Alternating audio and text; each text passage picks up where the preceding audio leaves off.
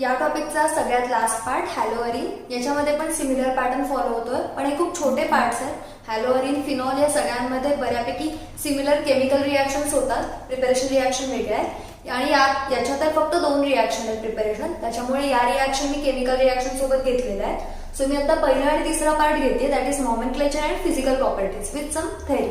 Okay, so nomenclature बघूयात. खूप easy part आहे.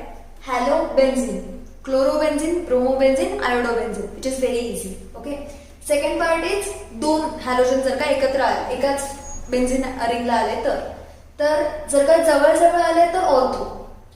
जर का जवळ आले म्हणजे समजा तुम्ही जर का याला कन्सिडर केलं तर याच्या शेजारी कोणी आलं, हॅलोजन काय की कोणी कुठलीही साईट असू दे, कुठलाही ग्रुप असू दे, जर का ही साईट तुम्ही कन्सिडर केली, याच्या जवळ जे असतात लगेच तर ते असतात ऑर्थो. तर तुम्हाला 2 ऑर्थो मिळतील.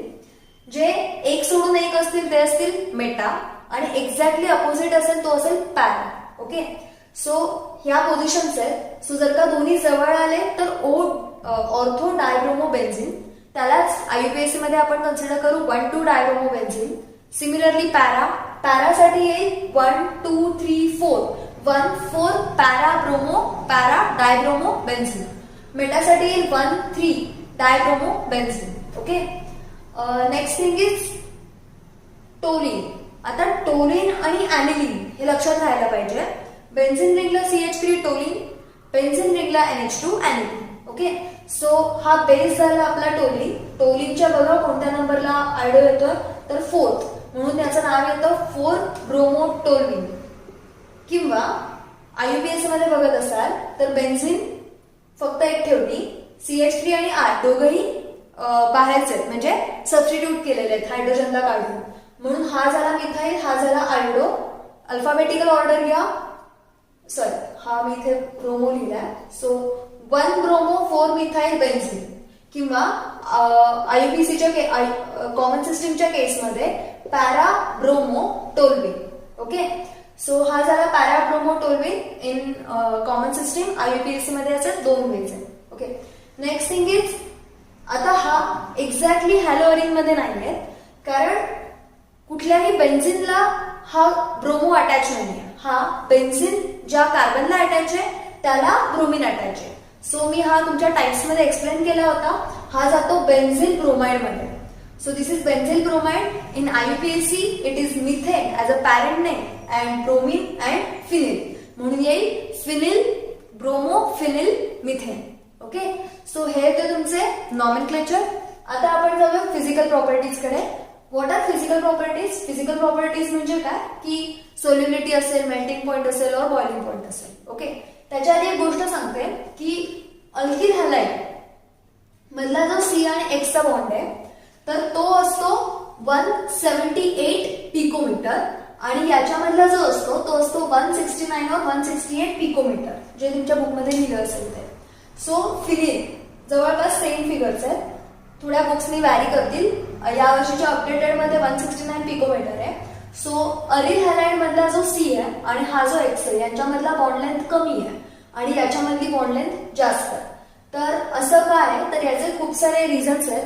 फर्स्ट ऑफ ऑल हा आहे sp3 हायब्रिडाइज्ड आणि हा आहे sp2 हायब्रिडाइज्ड. आता हे लक्षात कसं ठेवायचं, कसं कळणार sp2 का sp3? तर ऍक्च्युली लॉजिक वेगळं आहे sp3 sp2चं. मी लक्षात ठेवताना फॉर 12th साठी, जर का तुम्हाला फक्त 12th साठीच केमिस्ट्री द्यायची असेल किंवा मग नॉर्मली आपण काही गोष्टी अशा कन्सिडर करतो की ज्या टेक्निकली एक्झॅक्टली करेक्ट नसतील बट त्या तुम्हाला वेळेसाठी काम चालवून जातात. सो sp3 म्हणजे काय, एक S आणि 3 P म्हणजे किती झाले टोटल 4.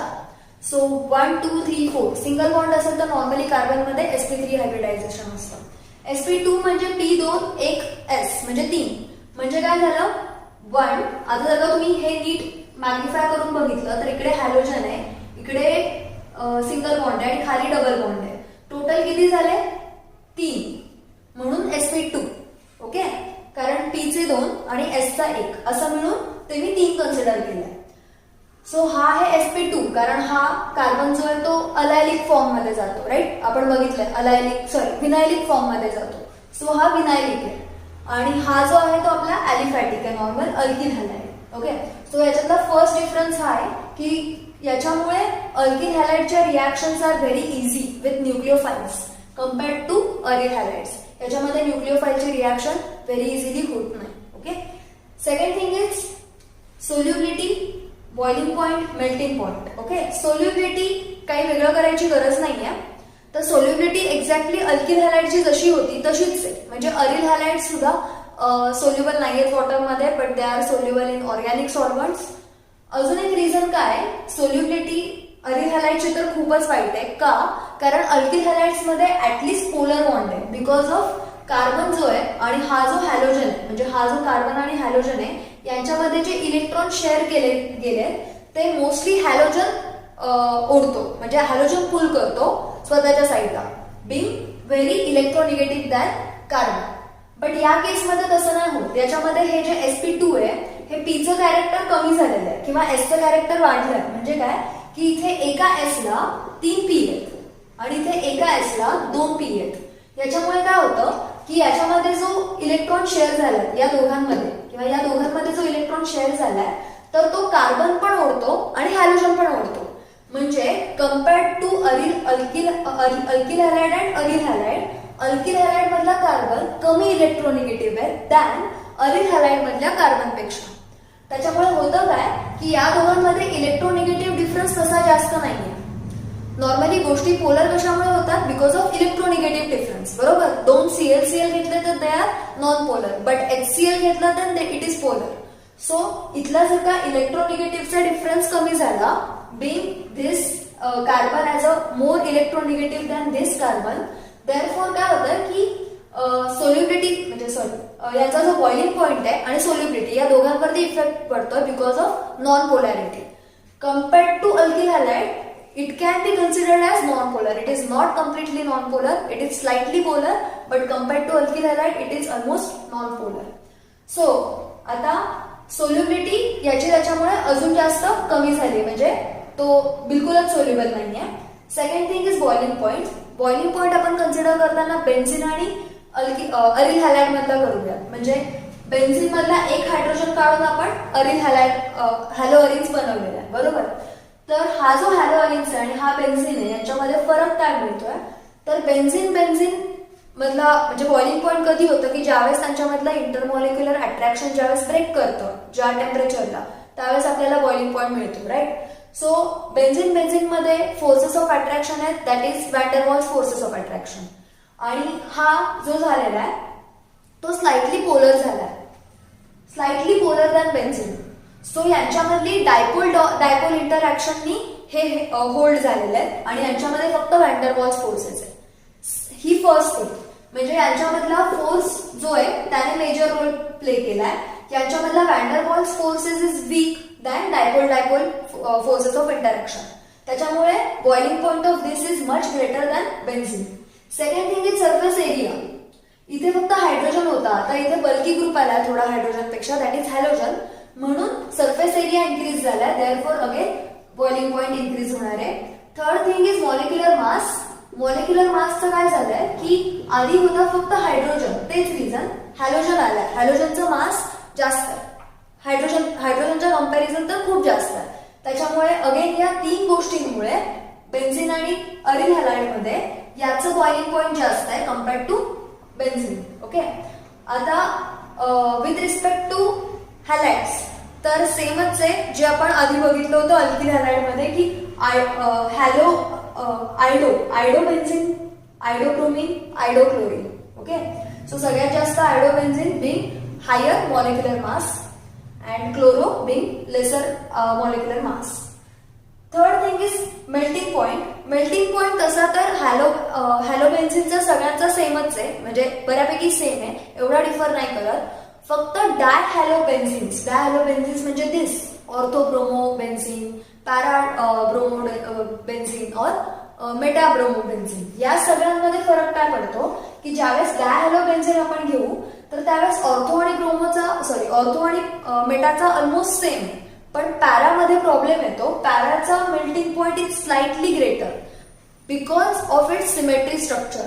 बिकॉज डायहॅलो जर का तुम्ही पॅराचा बघितला तर तो असा आणि असा येणार आहे, म्हणजे इथे समजा आय असेल, इथे पण आय असेल, तर यांचं सिमेट्रिकल स्ट्रक्चर मध्ये जातं आणि सिमेट्रिकल गोष्टी जरा जास्त स्टेबल असतात. त्याच्यामुळे melting point of para isomer is higher.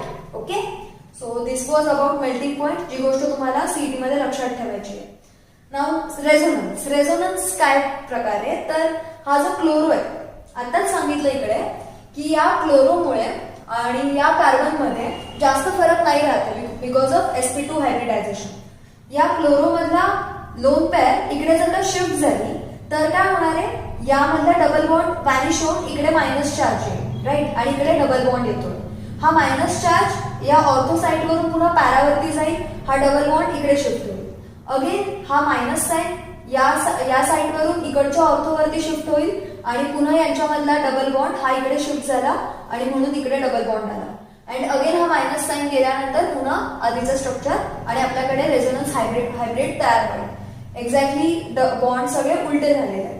So जर का तुम्ही नीट बघितलं तर या सेकंड, थर्ड आणि फोर्थ स्ट्रक्चर मध्ये CCl वरती डबल बॉन्ड आहे. सो इमॅजिन करा, जिथे डबल बॉन्ड आहे तिकडचा तुम्ही इलेमेंट गायब कसा कराल. फॉर न्यूक्लिओफिलिक रिएक्शन आपण काय बघितलं होतं, SN सबस्टिट्यूशन न्यूक्लिओफिलिक रिएक्शन साठी आपण बघितलं होतं SN1 अँड SN2. तर बघा की SN1 मध्ये आपल्याला एकाला गायब करायला लागतं, दॅट इज Cl ला कम्प्लिटली गायब करायला लागतं. तर इथे ऑलरेडी 2 बॉन्ड होऊन बसले, instead of 1 there are 2 now. So it is very difficult to remove Cl by SN1 mechanism. And SN2 नी जर का करायला गेला तर SN2 चा प्रॉब्लेम काय येतो की बॅक साइड अटॅक करायला लागतो, राईट. SN1 मध्ये रिमूव्ह करायला लागतं आणि मग front and back were possible. But in SN2 you have to attack, means nucleophile has to attack from back side because on the front Cl is present which is again nucleophile. So ज्यावेळेस SN2 करायला लागाल त्यावेळेस पुन्हा एवढा मोठा बल्कियल ring आहे पूर्ण, म्हणजे instead of alkyl group it is now ring. So it is very impossible to attack from back side. So SN1 पण नाही होत, SN2 पण नाही होत. बट हा जर का आपण कंडिशन्स क्रिटिकल केल्या तर त्या रिॲक्शन्स होतील आणि आता आपण त्या पुढच्या स्लाइडमध्ये बघणार आहे. ओके, सो या होत्या तुमच्या नॉमेनक्लेचर आणि फिजिकल प्रॉपर्टीज. याच्यावरतीच बेस्ड आपली पुढची केमिकल रिॲक्शन्स आहेत ज्या आपण केमिकल प्रिपरेशन रिॲक्शन सोबत बघणार आहे. सो बघूयात पुढे काय होतं. हॅलोअरिन्सचा लास्ट पार्ट, एवढेच रिॲक्शन बघायचे आपल्याला. लिटरली एका बोर्डमध्ये किंवा एका स्लाइडमध्ये तुमच्या सगळ्या रिॲक्शन संपून जातील. तर सुरुवात करूयात काय काय रिॲक्शन आहे. First preparation reaction. ओके, या टॉपिकमध्ये मी प्रिपरेशन केमिकल रिॲक्शन एकत्र घेतली आहे. प्रिपरेशन रिॲक्शन फक्त 2 आहेत तुम्हाला, म्हणजे 2 टाईपचे आहेत. तर पहिली रिॲक्शन बघा, टोल्युइन घेतलाय. टोल्युइन म्हणजे काय असतो, CH3 बेन्झीन रिंगला ऍड केला Br2, जसं आपण हॅलो अल्केन मध्ये केलं होतं. अल्केन पासून जर का आपल्याला हॅलो अल्केन बनवायचं असेल तर Cl2 Br2 I2. फक्त एक गोष्ट होती की Cl2 नेहमी सनलाइट मध्ये घ्यायला सांगितलं होतं. ओके, आता पण त्यांनी सांगितलंय की Br2 तुम्ही डार्क मध्ये घ्या. का, बिकॉज हे अल्केनचा पार्ट आहे आणि हा बेन्झीनचा पार्ट आहे. जर का तुम्हाला बेन्झीनला हॅलोजन अटॅच करायचं असेल, म्हणजे तुम्हाला हॅलो अरिन बनवायचं असेल तर take it in dark. Because तुम्ही जर का युव्ही लाईट मध्ये सनलाइट मध्ये जर काही परफॉर्म केली तर काय होणार आहे की इन्स्टेड ऑफ Br इथे जाण्याच्या ऐवजी तो इथे जाईल, CH2Br लागेल. सो तुम्हाला जर का CH2Br नसेल तयार करायचा, ऍक्च्युअल हॅलो अरिन तयार करायचा असेल तर मग हा तयार होईल तुमचा ब्रोमोटोल्युइन, ऑर्थोब्रोमोटोल्युइन अँड पॅराब्रोमोटोल्युइन. आपण मगाशीच बघितलं आपल्या केमिकल किंवा फिजिकल प्रॉपर्टीज मध्ये की ज्यावेळेस या रिॲक्शन्स म्हणजे ज्यावेळेस आपला कुठलाही हॅलो अल्केन असतो, बेन्झीन रिंग असते, बेन्झीन रिंगला कुठलाही दुसरा ग्रुप अटॅच होतो तर त्यावेळेस रेझोनन्स स्ट्रक्चर फॉर्म होतं आणि त्या रेझोनन्स स्ट्रक्चरमुळे हे ऑर्थो आणि पॅरा, मोस्टली ऑर्थो आणि पॅरा ग्रुप्स हे जास्त ऍक्टिव्हेट होतात. मेटा त्यांच्या एक्झॅक्टली अपोजिट बिहेव करतो. सो ऑर्थो आणि पॅरा कधी पण सोबत असतील म्हणून ऑर्थो आणि पॅरालाच या Br ची सबस्टिट्यूशन होते आणि मग आपल्याला मिळतो हॅलो अरिन. ओके, सो आपल्याला हा जो मिळाला तो प्युअर हॅलो अरिन नाही मिळाला, ऑब्व्हियसली बिकॉज इथे CH3 आला, दॅट इज टोल्युइनचा पार्ट आला. सो सेकंड रिॲक्शन त्याच्यासाठीच आहे. याच्यामध्ये म्हणताना तुमच्या बुकमध्ये पण म्हटलंय सँडमॅच रिॲक्शन, बट सँडमॅच रिॲक्शनचा पार्ट एवढाच आहे फक्त, म्हणजे हा एवढाच पार्ट सँडमॅच रिॲक्शनचा आहे. अदरवाईज हा जो पार्ट लिहिलेला आहे हा सँडमॅचचा पार्ट नाही. ओके, हे नीट बघा की सँडमॅचच्या रिॲक्शन मध्ये फक्त ही एवढीच रिॲक्शन आहे. तर रिॲक्शन एवढीच आहे ऍक्च्युली, बट यासाठी तुम्हाला प्रिपरेशन रिॲक्शन आहे. दॅट इज हा जो आहे याला म्हणायचा ॲनिलीन. ॲनिलीन. ओके. जसं CH3 ला बेन्झिन रिंगला CH3 असेल तर टोलीन, तसं बेन्झिन रिंगला जर का NH2 असेल तर तो असेल ॲनिलीन. ॲनिलीन मध्ये आपण ऍड केला NaNO2HX, NaNO2HCl, NaNO2HBr काहीही घ्या. आता नाही फरक पडणार की तुम्हाला कुठला हॅलोअरिन बनवायचा आहे, बिकॉज याच्याने जे काय तयार होईल ते तयार होईल बेन्झिन रिंग, त्याच्यानंतर हा क्लोराइड हॅलाइड जो कुठला असेल तो हॅलाइड. मग हा मध्ये कोण आहे तर याला म्हणतात डायझोनियम. सो हा झाला बेन्झिन डायझोनियम हॅलाइड. मग तो क्लोराइड असेल, ब्रोमाइड असेल, आयोडाइड असेल. सो हा झाला बेन्झिन डायझोनियम हॅलाइड. हा घेऊन तुम्हाला आता ठरवायचंय की तुम्हाला क्लोरो तयार करायचा का ब्रोमो तयार करायचा. सॅडमॅचच्या रिॲक्शननी फक्त क्लोरो आणि ब्रोमोच तयार होतो. So benzene diazonium halide plus Cu2X2 in presence of Cu obvious. So copper chloride, copper bromide, तुम्हाला जे घ्यायचं ते घ्या. आता या X वरती डिफाईन होईल की तुम्हाला तयार करताना कोण तयार होईल, ब्रोमोबेन्झिन तयार होईल का क्लोरोबेन्झिन तयार होईल, with the formation of nitrogen gas. तर Cu2Cl2 जर का घेतला तर क्लोरो तयार होईल, Cu2Br2 घेतला तर ब्रोमोबेन्झिन तयार होईल. आता आयोडाइड जर का तयार करायचं असेल तर सॅडमॅचची रिॲक्शन नाही लिहिली. हेच घ्या पुन्हा बेन्झिन डायझोनियम हॅलाइड, क्लोराइड असेल, ब्रोमाइड असेल, त्याच्यामध्ये ऍड करा आता Ki, पोटॅशियम आयोडाइड, आणि मग इझिली तुम्हाला मिळून जाईल बेन्झिन आयोडाइड प्लस KX आणि N2 गॅस बाहेर निघेल. ओके. तर हे होते तुमचे प्रिपरेशन रिॲक्शन. हार्डली 2 रिॲक्शन आहेत, सगळ्यात इझी. काय केलं, टोलिन पासून केलं आणि सॅडमॅच रिॲक्शन साठी ॲनिलीन पासून केलेलं आहे. सो नावं लक्षात ठेवा, टोलिन अँड ॲनिलीन. सो 2च रिॲक्शन आहे, easy reaction. Next chemical reaction. Chemical reactions मध्ये इथे 2 पार्ट्स मिळतात, nucleophilic substitution and electrophilic substitution. आपण मगाशी बघितलं केमिकल प्रॉपर्टीज, फिजिकल प्रॉपर्टीज मध्ये.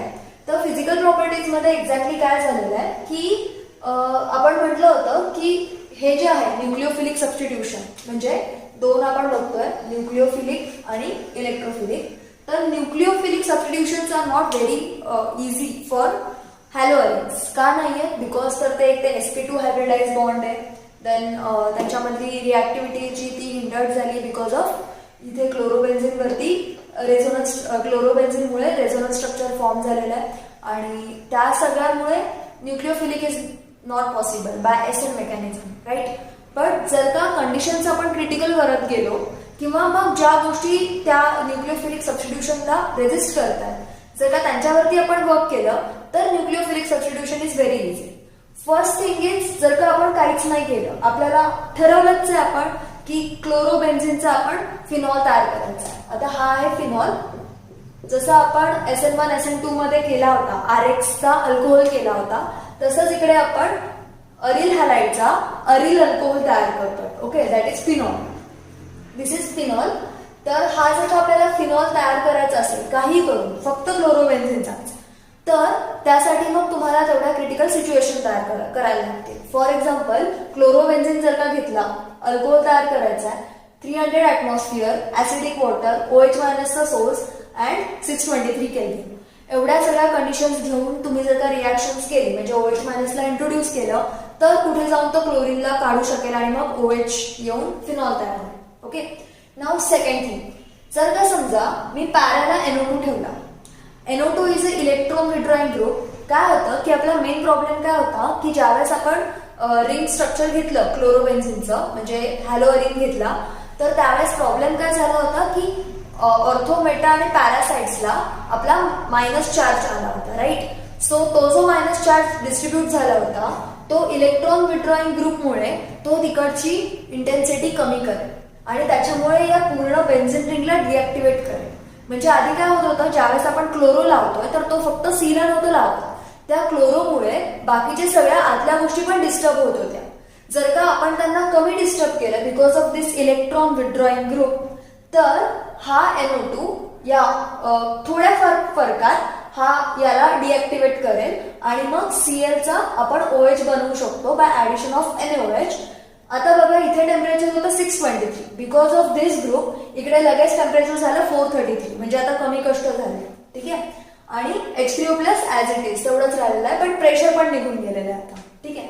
अजून जर का आपण याला काय बरं लेस इफिशियंट करायचं असेल किंवा लेस डिस्टर्बन्स करायचं असेल तर ऑर्थो आणि पॅरा या दोन्ही साईडला आपण आता इलेक्ट्रॉन विथड्रॉइंग ग्रुप घेतलाय, दॅट इज NO2.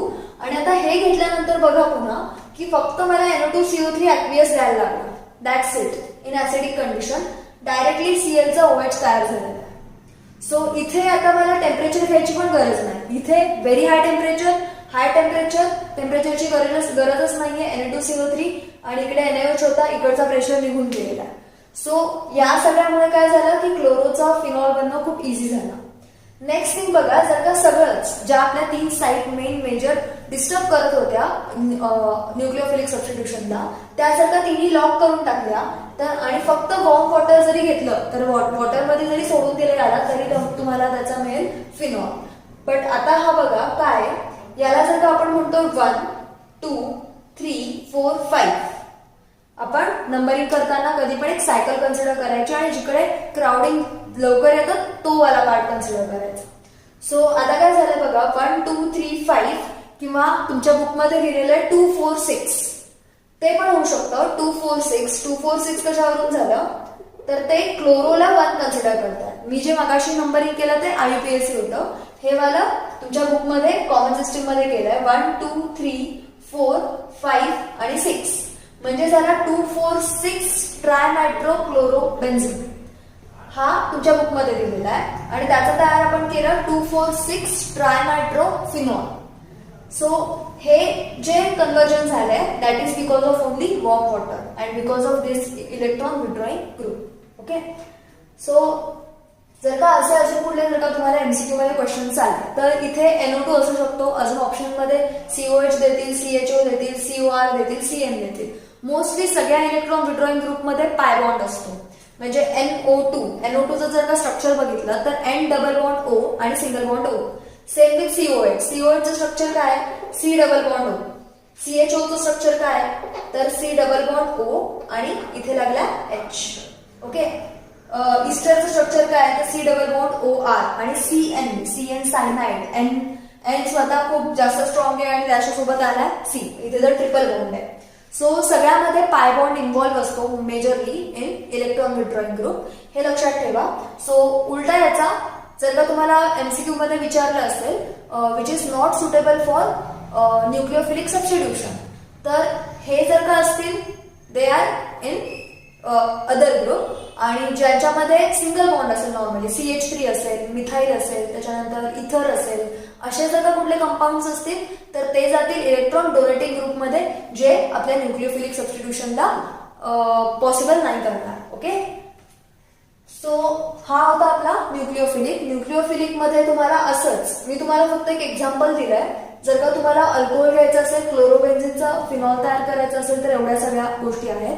तसंच क्लोरोबेन्झिनचा आपण सायनाइड पण तयार केलेला आहे, देन आपण क्लोरोबेन्झिनचा नायट्रो पण तयार केलेला आहे, ओनली CLच्या ठिकाणी नायट्रो हे पण तयार केलेलं आहे. सो सॉरी ॲनिलीन तयार केलं आहे, क्लोरोच्या ठिकाणी NH2 ग्रुप दॅट इज ॲनिलीन तयार केलेला आहे. या सगळ्यांसाठी खूप जास्त कष्ट घ्यावे लागले प्रत्येक वेळेस.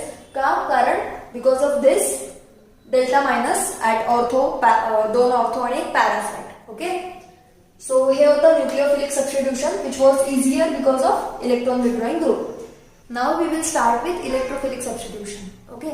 So as there is a resonance structure where delta minus charge is appeared on 2 orthosites and 1 parasites. म्हणून काय होतं आहे की इकडे electrophilic substitutions are much easier than nucleophilic substitutions. So काय होणार आहे की आता आपण फक्त 4 टाईपचे रिॲक्शन बघणार आहे, ऍक्च्युली 5, 4 फक्त चौथं नाव आहे, त्याच्यामध्ये पुन्हा 2 सब टॉपिक आहेत. सो टोटल आपण 5 रिॲक्शन बघणार आहे.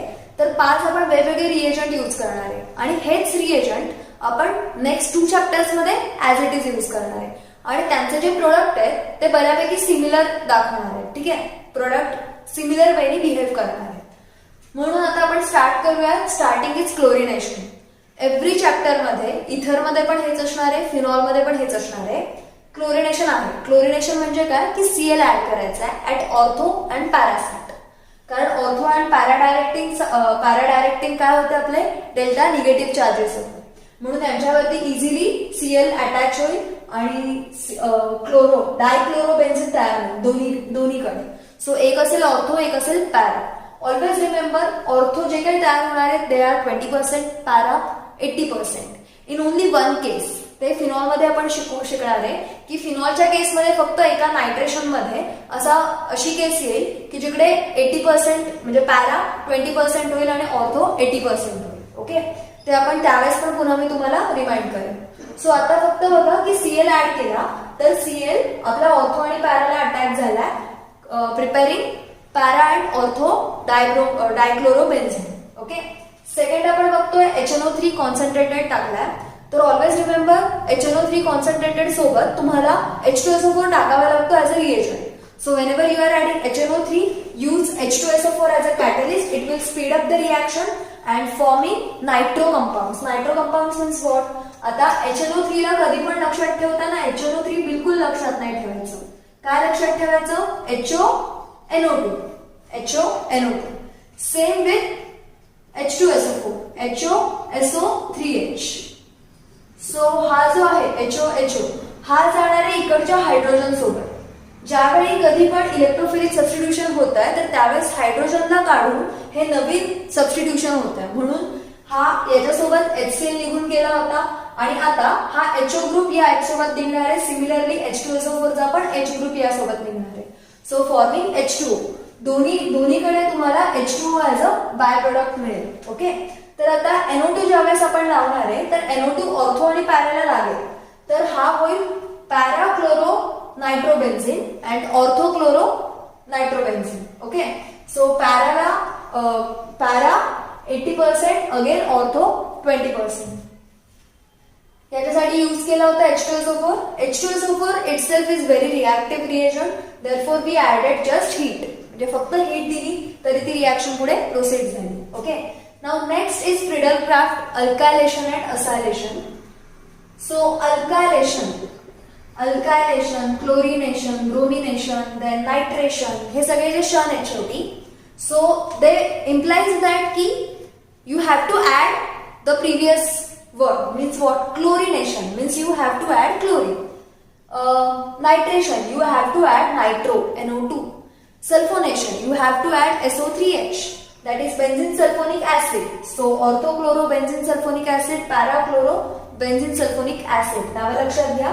इझी आहे, फक्त तुम्हाला जसं तुम्ही ऍड करताय त्याच्यासोबत रिझेंबल असं नाव येणार आहे दरवेळेस. सल्फ्युरिक ऍसिड ऍड करताय, that is sulphonation, that is sulphonic acid. म्हणून बेन्झीन सल्फोनिक ऍसिड आणि प्रिफिक्स म्हणून येईल ऑर्थोक्लोरो किंवा parachloro. Okay, now next is Friedel-Crafts alkylation and acylation. Now alkylation means what?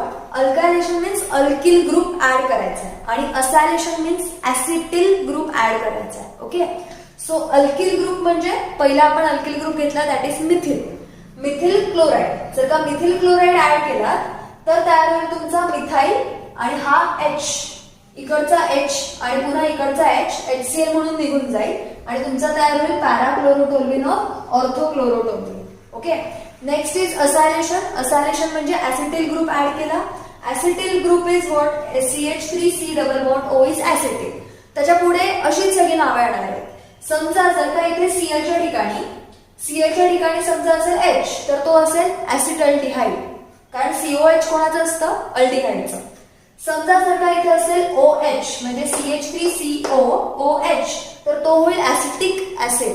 Okay, आणि जर का इथे असेल CH3COOR तर तो असेल अल्किल ऍसिटेट. ओके, सो तुम्ही जे काही ऍड करताय तर त्यावर म्हणजे इथे जे काही ऍड करताय त्याच्यावर नंतर हा वाला पार्ट चेंज होईल, but acetyl will remain as it is. Okay, now in this case हा होतोय कीटोन, कारण हा ग्रुप आहे कार्बनचा, हा आहे CO आणि हा तयार झालाय CH3, म्हणून इथे आपण म्हणणार आहे फिनोन. ONE आला शेवटी. हा पुढच्याचा नॉमेनक्लेचरचा पार्ट सांगते मी तुम्हाला, हा लक्षात ठेवा. ONE 1 म्हणजे असतो कीटोनचा पार्ट. सो हा कीटोनचा पार्ट आहे म्हणून सफिक्स लागला ONE. फिनिल ग्रुप आहे ऍज वेल एज CH3 ग्रुप आहे, दॅट इज ऍसिटिल ग्रुप आहे, म्हणून याचं नाव येतं ऍसिटोफिनोन. याचं नाव लक्षात ठेवा, ऍसिटोफिनोन. हा जर का ऍसिटोफिनोन आहे, हा फक्त ऍसिटोफिनोन आहे, तर हा झाला ऑर्थोक्लोरो ऍसिटोफिनोन आणि तो होईल पॅराक्लोरो ऍसिटोफिनोन. ओके, सो हे गेलं कसं, इकडचं again H and Cl will become as a will go as a byproduct and CH3 will attach to ortho and parasite respectively. Okay, so हे होतं अल्कायलेशन और असायलेशन, दोन्हीकडे सेम झालेलं आहे. हा Cl आणि हा Cl पार्ट झालाय.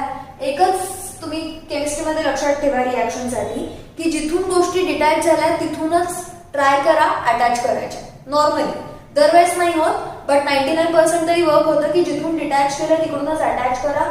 सो हा C कुठून डिटॅच झाला होता, इकडचा H इथून, सो हा C इकडे जाईल. सो C आणि मग पुढे त्याचं जे काय असेल ते OCH3 COCH3. ओके, आता आपण बघणार आहे Wurtz reaction and Wurtz Fittig reaction. What are they? Wurtz reaction तुम्ही शिकली आहे, that is RX plus RX will give you in presence of 2Na will give you RR, that is 2NaX. Now what is fitting reaction? Fitting reaction बघा, fitting reaction is very easy आणि एकच आहे. जर का तुम्ही हॅलोअरिन घेतला म्हणजे chlorobenzene घेतला सपोज, तर 2 क्लोरोबेन्झिन घेतले इन प्रेझन्स ऑफ 2Na, तर जसं इथे RR अटॅच झाला तसंच इकडे अटॅच होणार आहे हा बेन्झिनचा ग्रुप, ज्याला आपण म्हणतो फिनिल.